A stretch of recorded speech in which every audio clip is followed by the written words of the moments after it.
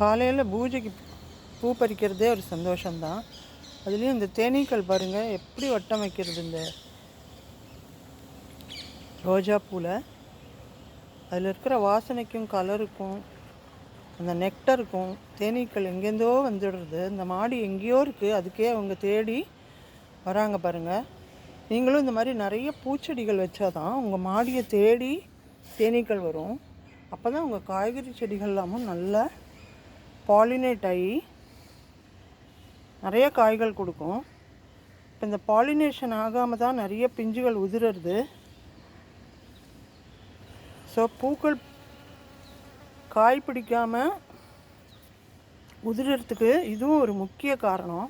So நிறைய பூச்செடிகளை வைங்க. அதுவும் இந்த நாட்டு ரோஜாவுக்கு தான் இந்த மாதிரி தேனீக்களே வரும். நீங்கள் பார்த்துருப்பீங்க, நர்சரியில் போனால் நிறைய பூச்செடிகள் வச்சுருப்பாங்க, ஆனால் ஒரு தேனீ கூட இருக்காது. அது எல்லாமே இந்த கெமிக்கலாக அவங்க வளர்க்குறதுனாலையும் இந்த வாசனை இல்லாத பூக்களை வச்சுக்கிறதுனாலையும் தான். கெமிக்கல் அடித்தாலே தேனீக்களும் வண்ணத்து பூச்சிகளும் வராது. ஸோ இதெல்லாத்தையும் மனசில் வச்சுட்டு நம்ம மாடி தோட்டம் அமைக்கணும்.